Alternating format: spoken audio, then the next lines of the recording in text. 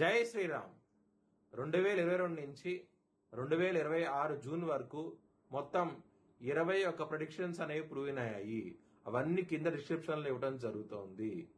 ఏ YouTube ఛానల్లోనూ ఇన్ని predictions అనేవి prove అయినవి ఏ ఛానల్ లేదు.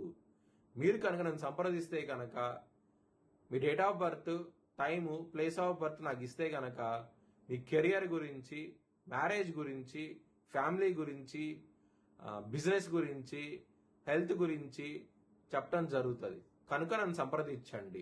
జై శ్రీరామ్. చనిపోయిన వారికి మాసకము, తద్దినము, సంవత్సరికము చేయబడును. మీరు హెచ్ఎల్ఎన్ జ్యోతిష్యాలను సంప్రదిస్తే కనుక మీకు వివరాలు ఇవ్వటం జరుగుతుంది. మీకు లైవ్ వీడియో కాల్లో ఇవన్నీ చూపించడం జరుగుతుంది. ఇది కృష్ణానది తీరంలో జరుగుతుంది. ఇది సింహరాశికి అధిపతి సూర్యుడు. సింహరాశిలో మగ 4 పాదాలు, పుబ్బ 4 పాదాలు, ఉత్తర 1వ పాదం ఉంటుంది. ఈ నక్షత్రం వారందరూ నేను చెప్పే వార ఫలితాలు వర్తిస్తాయి. ఈ వారంలో సింహరాశి వారికి లాభస్థానంలో కుజుడు, లాభస్థానంలో బుధుడు, 12వ స్థానంలో గురువు యోగిస్తున్నారు. మిగతా గ్రహాలు వ్యతిరేకత ఫలితాలు ఉన్నాయి. సింహరాశి వారికి అష్టమ శని నడుస్తోంది. 2వ స్థానంలో శుక్రుడు ఉన్నారు. అష్టమ స్థానం మీద శుక్రుడు దృష్టి ఉంటది. అలాగే శని దృష్టి కూడా శుక్రుడి మీద ఉంటది. సో మీరు కన్నా నవధాన్యాలు బ్రాహ్మణుడు దానం చేస్తే కనుక మంచి ఫలితాలు ఉంటాయి. అలాగే విష్ణు ఆలయం సందర్శించండి, మంచి ఫలితాలు చూస్తారు. శుక్రవారం, శనివారం రోజుల్లో ముఖ్యమైన పనులు స్టార్ట్ చేసి ఖచ్చితంగా విజయం సాధిస్తారు. సోమవారం, మంగళవారం, బుధవారాల రోజుల్లో మాత్రం వ్యతిరేకత ఫలితాలు ఉన్నాయి కాబట్టి ముఖ్యమైన పనులు స్టార్ట్ చేయకండి, ఇబ్బంది పడే అవకాశం ఉంటది. సింహరాశి వారికి ఇక్కడ 12వ స్థానంలో రవి ఉన్నారు. లగ్నాధిపతి వ్యయ స్థానంలో ఉన్నారు. అవమానాలు ఉంటాయి, చాలా జాగ్రత్తగా ఉండండి.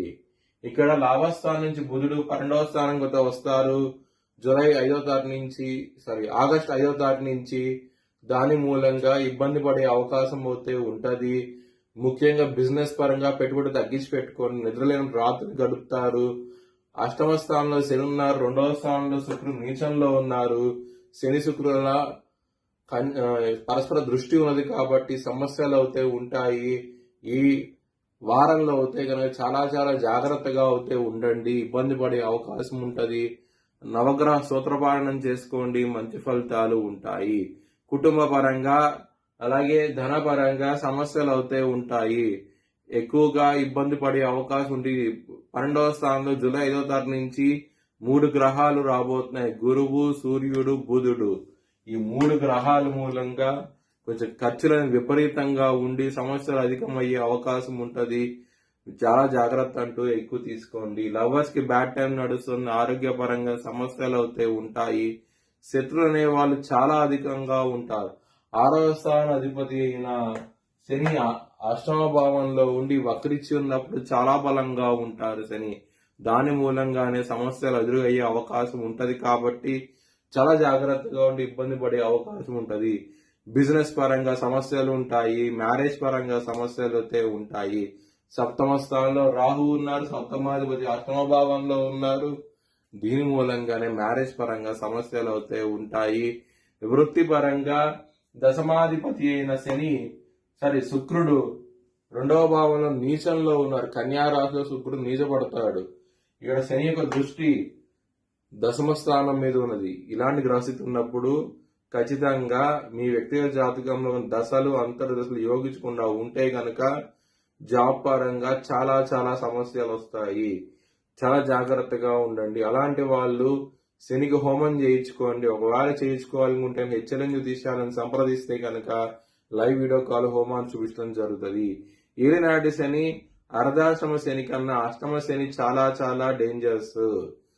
మీ వ్యక్తిగత జాతకంలో కనుక దశలు, అంతర్దశలు యోగించకుండా ఉంటే కనుక చాలా ఇబ్బందులు పడే అవకాశం ఉంటుంది. అష్టమ శని చాలా పవర్ఫుల్. అష్ట కష్టాలను పెడుతుంది, ఇబ్బందికి గురి చేస్తుంది. ముఖ్యంగా భార్యాభర్తల మధ్య గొడవలు ఎక్కువయ్యే అవకాశం ఉంటుంది. మీ వ్యక్తిగత జాతకంలో దశలు, అంతర్దశలు యోగించకుండా ఉంటేనే ఇది వర్తిస్తుంది. మీ భవిష్యత్ వివరాల కోసమై హెచ్ఎల్ఎన్ జ్యోతిష్యాలను సంప్రదించండి. Please like, share and subscribe my channel.